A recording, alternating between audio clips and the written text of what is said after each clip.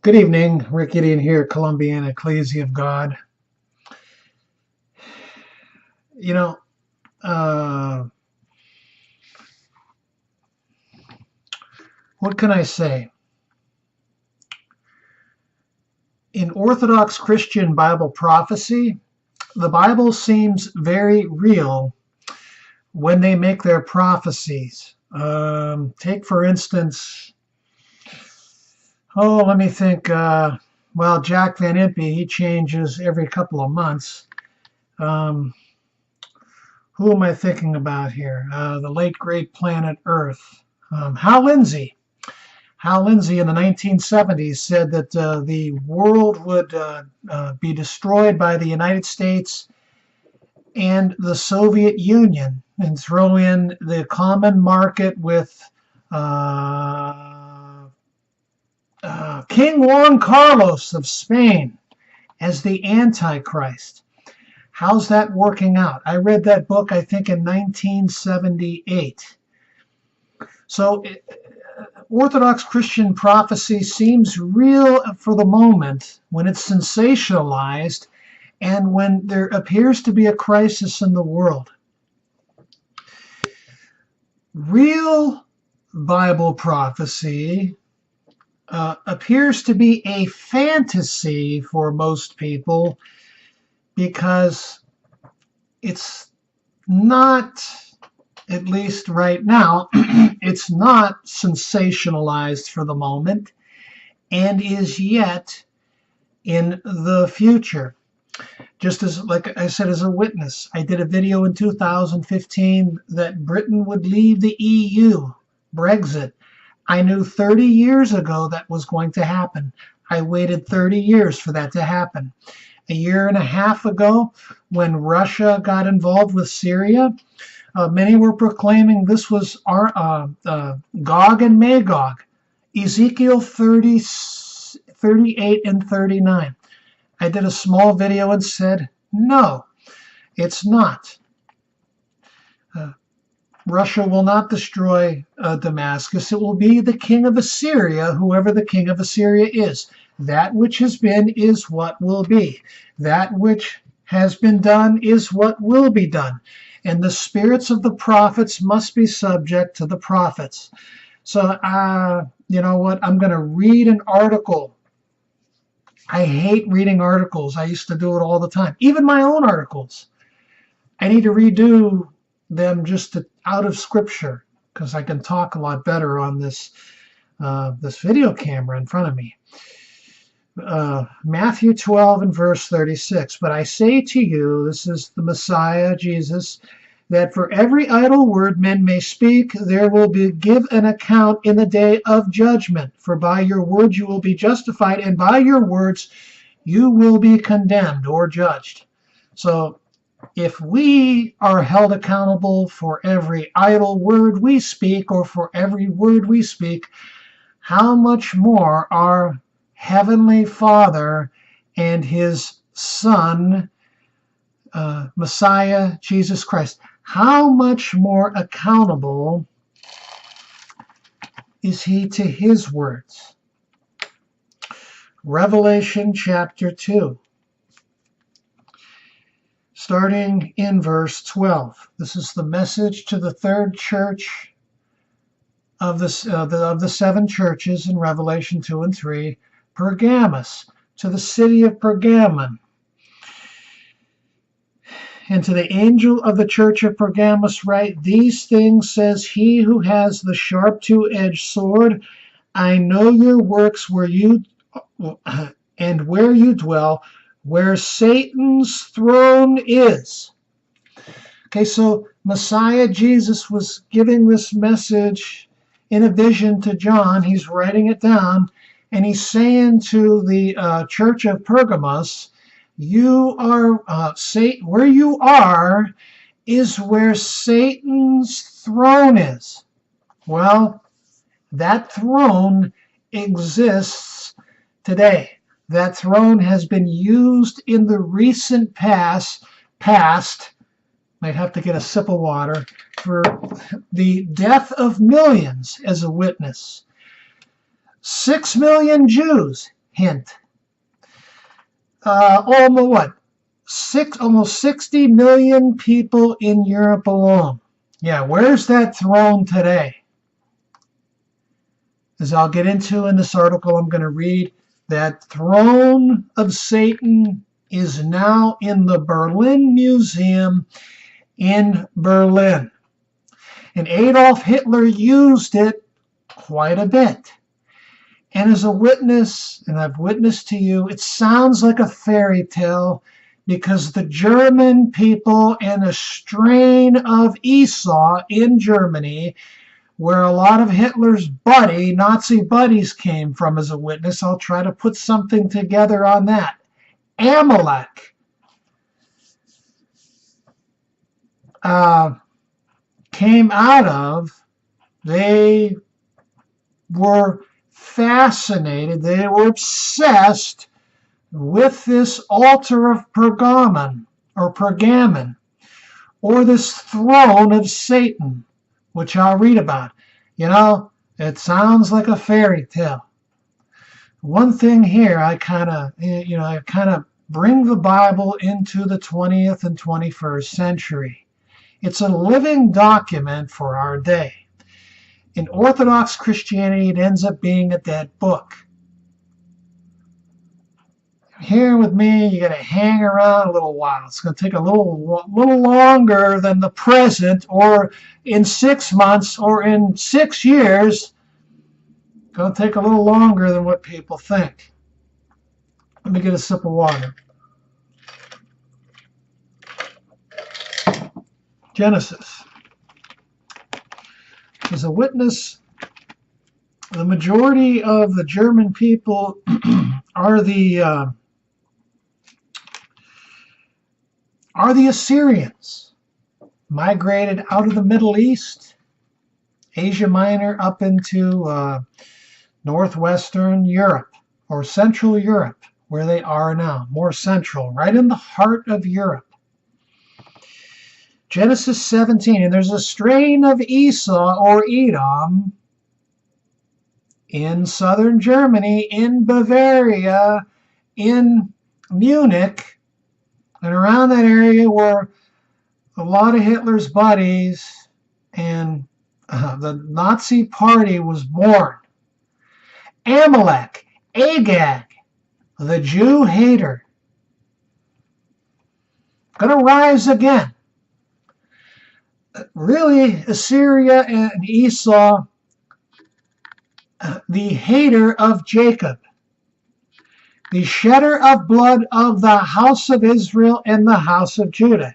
Hey, I'm not, let's go to Genesis, what is it, 27? This is actually a prophecy.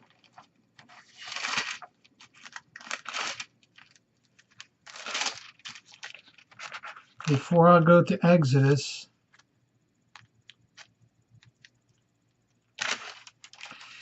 this is Esau saying this after, this is a prophecy in the latter days.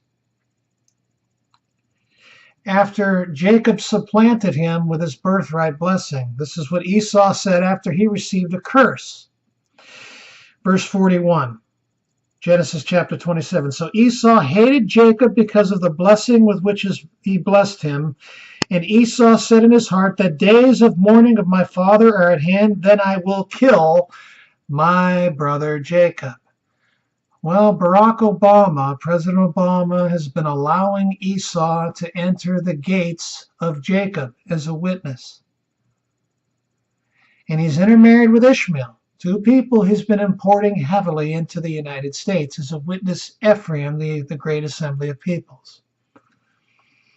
So this prophecy is going to come to pass. I've read articles, but I've read scriptures on it, and I've done videos on it.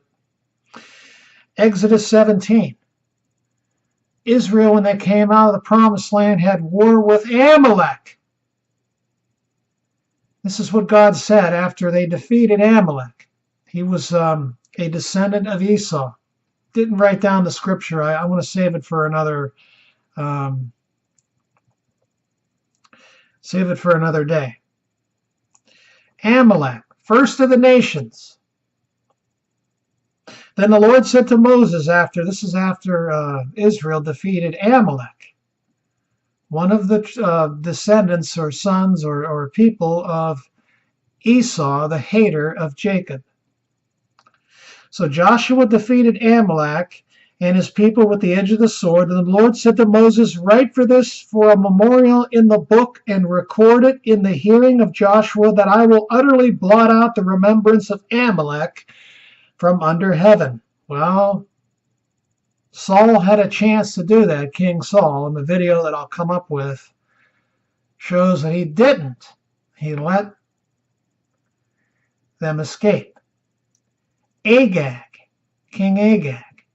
Haman, the Agagite, who wanted to destroy the Jews in the days of Esther.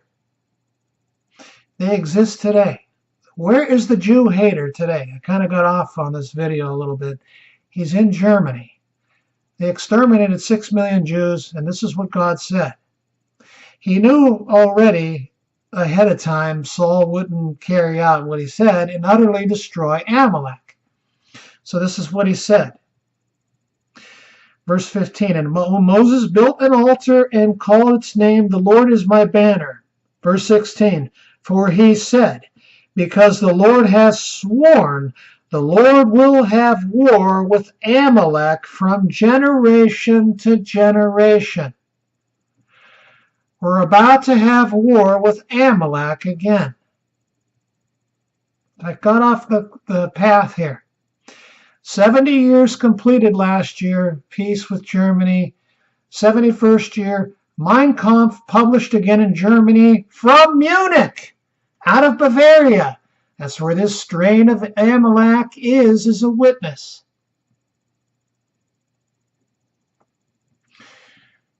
Because these guys were responsible for 6 million Jews killed. Agag came from Amalek, King Agag of the Amalekites, the Jew hater. I mean, it's not really hard to understand. It's the same nations, only on a larger worldwide scale. These aren't tribes anymore. These are full-blown countries. All over the world, playing it out all over again on a worldwide scale. Just going to take a little time. Some of the things I've said may not exactly obviously be right. We see it in a mirror dimly. Things are changing, though. Like the EU is breaking up and falling apart. It's prophesied to. So,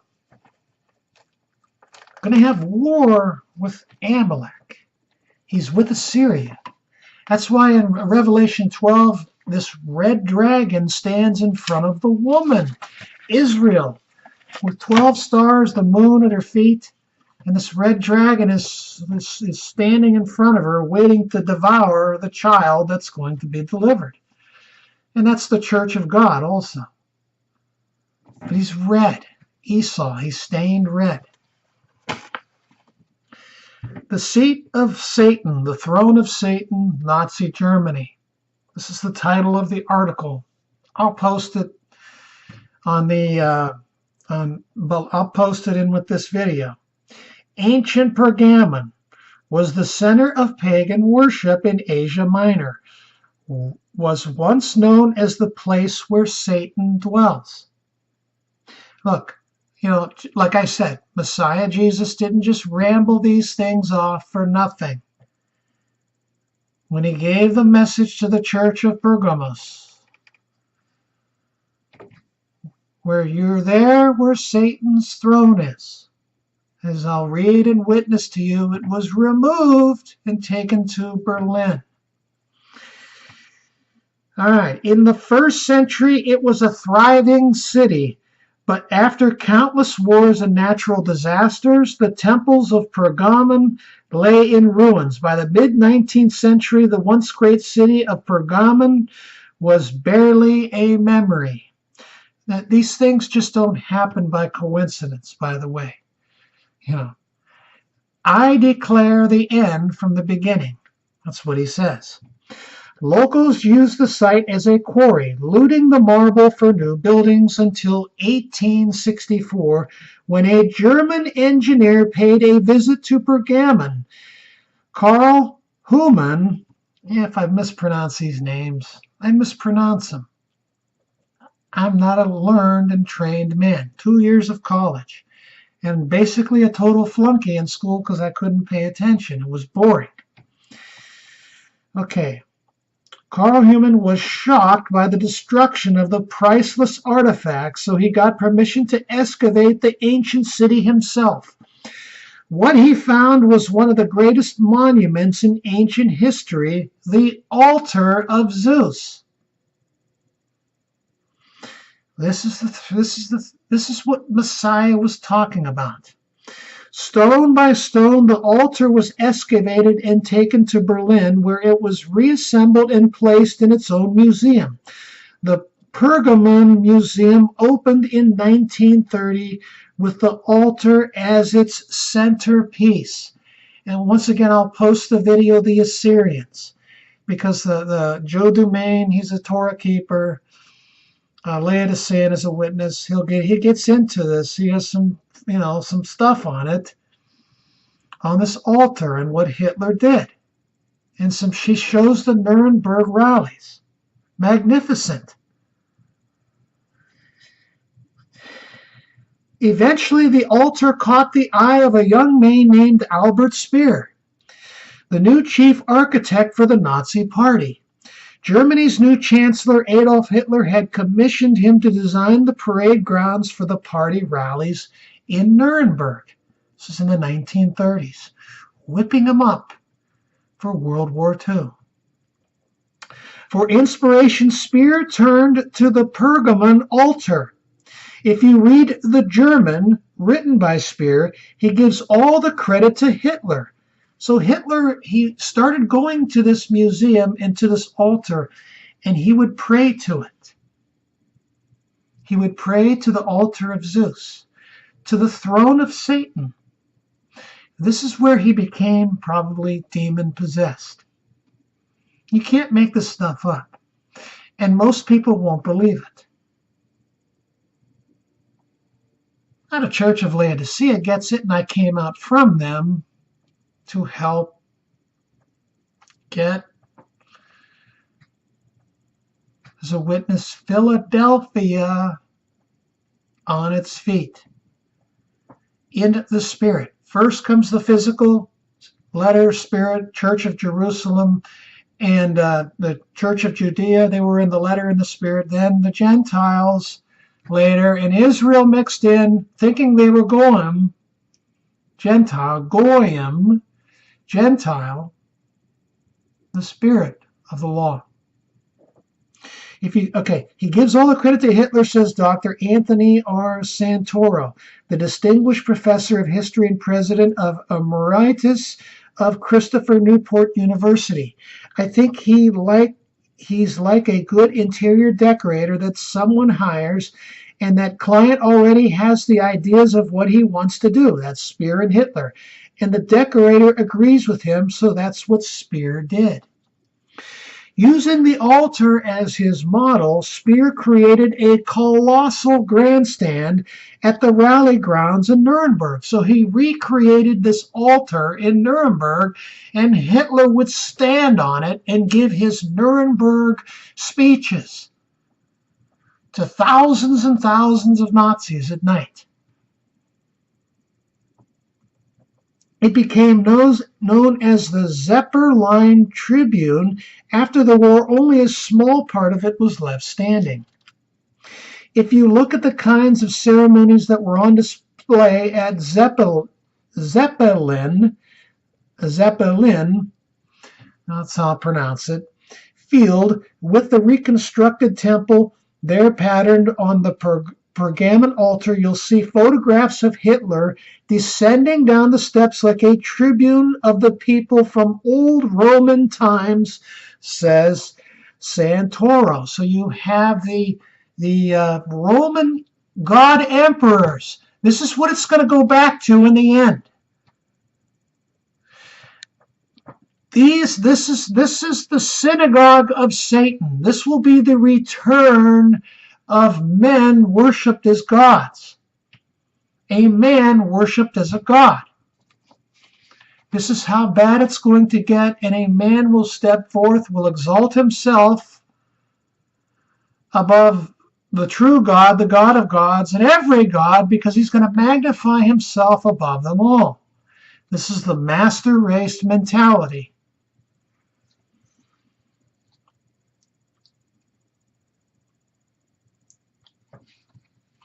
In the middle of the grandstand where the bronze altar of Zeus stood in ancient Pergamon, Albert Speer built Hitler's podium. Hitler wanted to create what he called a mass experience, and Speer came up with the perfect idea.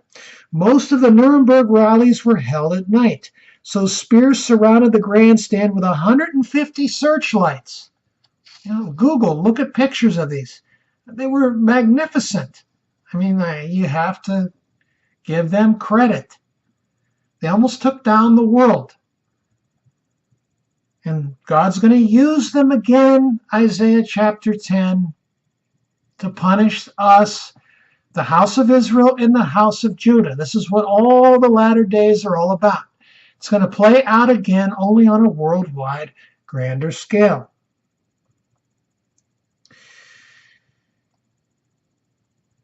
Most of the Nuremberg rallies were held at night, so Speer surrounded. Okay, I read that. The columns of the light extended for miles in the sky, creating the mystical effect Hitler wanted. So these lights went miles and miles into the sky. So I hate reading articles, but yeah, I'm a little more, what can you say, animated. This effect was known as the Cathedral of Light, and it became a hallmark of Hitler's events. So he recreates this altar of Pergamon to use as his grandstand, where he stands on in front of hundreds of thousands of Nazi troops, officers at night, and he's whipping them night after night after night, getting them ready to carry out his plans for Mein Kampf, which was released into the 71st year. A generation has passed since Adolf Hitler's rise. 70, all over 2015. Into the 71st year, 2016. There's a lot of crap. There's a lot of stuff going on. Excuse me. We're in the third Jubilee. We are in the 119th Jubilee. We are in the third Shemitah, 7-year Shemitah, leading up to the 120th Jubilee, to the return of Messiah.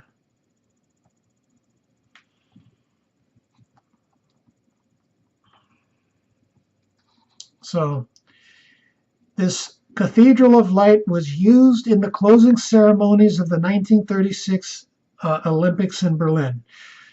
Okay. Well, it's a very inexpensive way of creating interest, says Santoro. Hitler is very much aware of German mythology. His favorite entertainment is German opera, certainly Wagner and all of the mythological stories that go with Wagner. And certainly anytime you're looking at mythology and God, you're looking skyward. So I don't think it's an accident that he says to Speer, let's create an environment of looking towards the heavens, and that's what it does. So you do see the Antichrist spirit. Hitler was the sixth head, or the sixth mountain, Revelation 17:9. The Roman Catholic Church was still in Europe. He put to death, I think, 1 or 2 million Catholics. But he was the sixth mountain. The EU is the seventh, is now going to perdition. And an eighth beast is going to rise out of it. No woman riding it. 17:11, Revelation. 15 through 17. He's going to have it exterminated, this Antichrist. He will be a Hitler on steroids. Inside the rally grounds, thousands of Nazi Party members marched in torchlight parades. These events happen at night, which gives a contrasting effect of fear, of strength, of the unknown, of mystery, and that's all intended by Hitler, says Santoro. He's very theatrical. Torchlight and fire have always been part of German mythology. Thor and Thor's hammer, which God comes into our world, and in the pages of the Bible, Isaiah 10, Jeremiah 50, the hammer of Thor, the club, the fourth beast which breaks in pieces and crushes, the hammer that crushes, that's the chief god of Rome. Ater, that's the chief god of Assyria, with the hammer that crushes. What does he say? What does God say? How the hammer of the whole earth is broken. That's when God turns around and breaks Assyria. The rod, the hammer of my anger, the staff of my indignation. I wish I don't have any money to show videos and stuff of all these things. I don't. I have very, very, very little strength. Very little. These events happen at night, which gives a contrasting effect of fear. I read that. I'm sorry. All right. I think there's a quasi-mystical, semi-religious context to these torch parades. There are many of them in Nazi Germany. Well, no, I mean, he was one of the Antichrist. He was one of the beasts. He was a forerunner of what's coming. From his podium, Hitler mesmerized the crowds, and so a guy will do again in a time of world peril. Not every one of you sees me, and I do not see every one of you, but I feel you, and you feel me. That's what Hitler said. Then under a cathedral of light, thousands of Germans swore what they called a holy oath. Right hand, forehead. Right hand to the eye level, to the forehead. That's what I think the mark of the beast is. Not going to be, well, you could throw in a chip. This will be the mark of the beast. In the end, the Nazi salute is going to return. The Nazi Party is going to return. History repeats itself. That which has been is what will be. Read the description of the Assyrian, the shadow of him, in Isaiah 37:38, Isaiah 10, Ezekiel 10, 1 through 10. 28, 1 through 10. Arrogant, high-minded.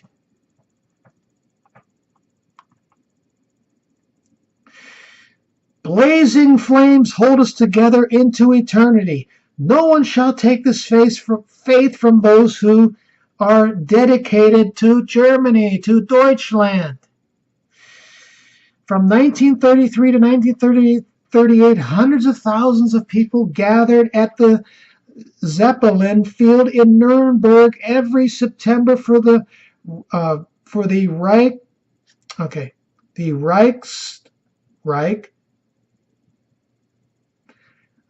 I'm having a hard time pronouncing this. The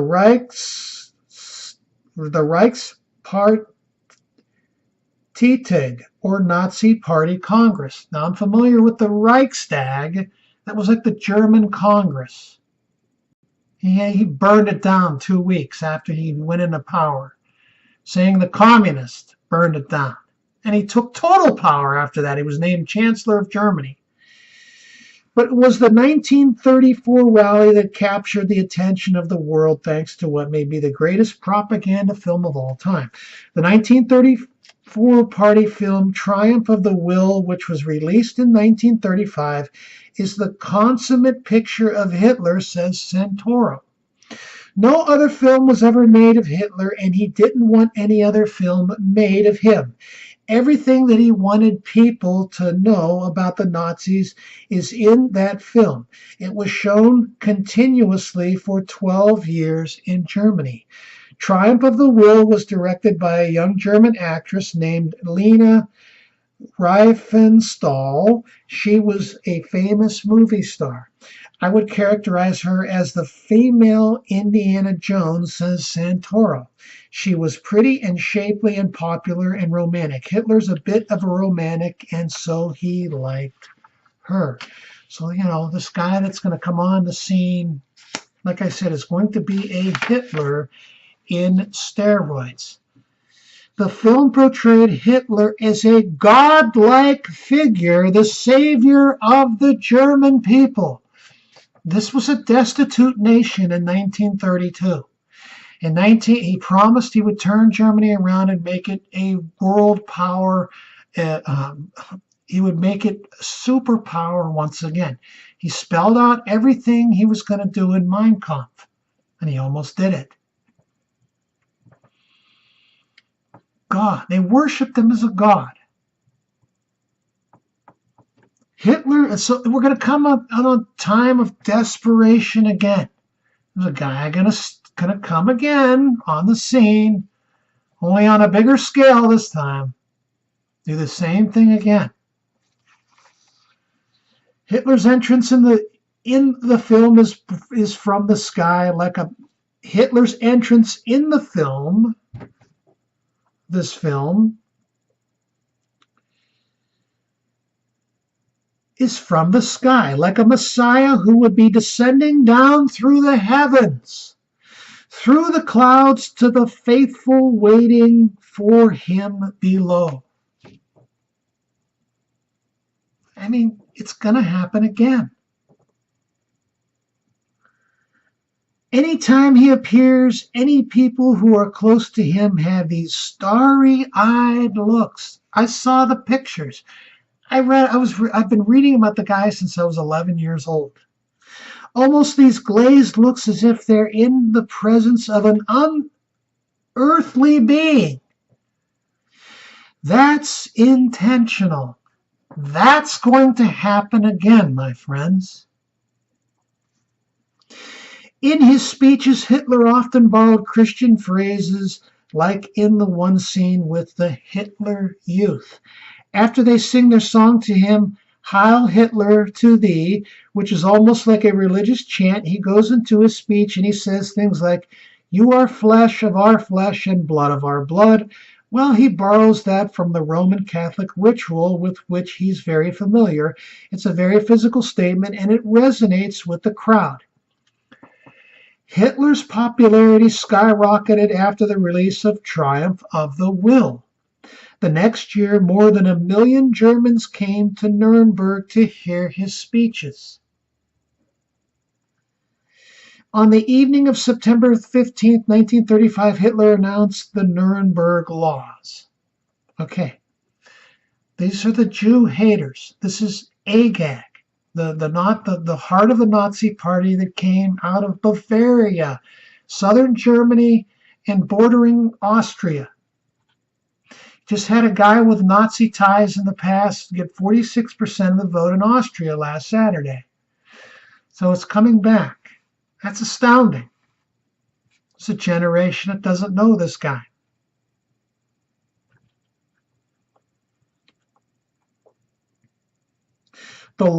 These Nuremberg laws, the law for protection of German blood and German honor, is intended to begin with the marginalization process of the Jewish people, says Santoro. Hitler had a lot of popular support for much of his time in office.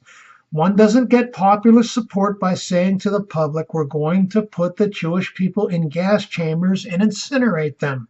What he did was gradually marginalize them. So it will be again. It's all about the house of Israel, Ephraim, the United States, as a witness. All the tribes are here. And a little later, the wrath of God against the house of Judah, over there that have our name as a witness in the Middle East. It's just going to play out again. First the house of Israel, then the house of Judah. But it won't take 200 or whatever years between the two. He's going to make a short work on the earth this time. Bada bing, bada boom. Us, we're going to bear the scorn or the reproach of the nations first. This country, the United States, Ephraim. And a little later, a few years later, Judah all the way up to the neck to Jerusalem, and Messiah will return to save Judah and Jerusalem. It was also Nuremberg that Hitler used the phrase final solution for the first time in public. Bitter complaints have come in from countless places citing the provocative behavior of Jews. This law is an attempt to find a legislative solution. This is, quote, if this attempt fails, it will be necessary to transfer the Jewish problem to National Socialist Party for the final solution. This is Adolf Hitler. The Nuremberg Law stripped the Jews of their rights as citizens. It's coming again. They couldn't teach in public universities. They couldn't practice medicine in public hospitals, says Santoro. They couldn't fly the national flag, but they could fly the Jewish flag. Then that was coupled with the Reich's citizenship law, which said that Jewish people in Germany were subjects of the Reich, but not citizens.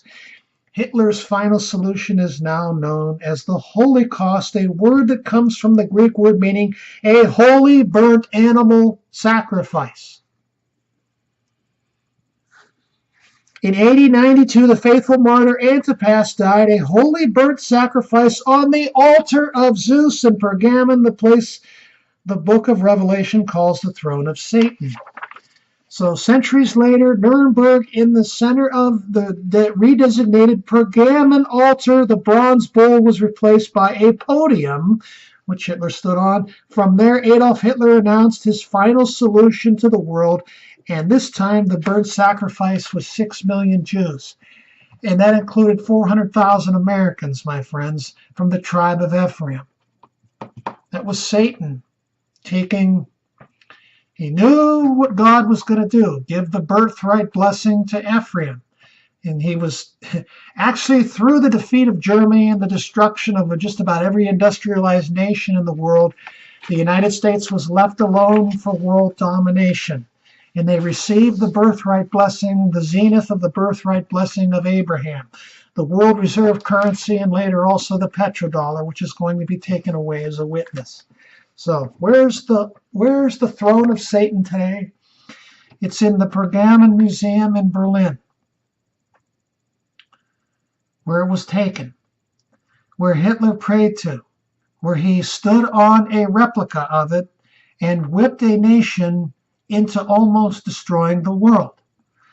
And he said, this is the rod of my anger, the staff of my indignation. He's going to do it again. Well, this time he's going to do it to punish us. Last time he used it to bring us to prominence. This time he's going to use it to punish. Satan will possess this being. As it says in 2 Thessalonians chapter 2. Satan will dwell in the naos, in the temple. I'm not talking about the third temple. Naos is a human temple. Will possess a man. So, thank you for your time and thank you for listening.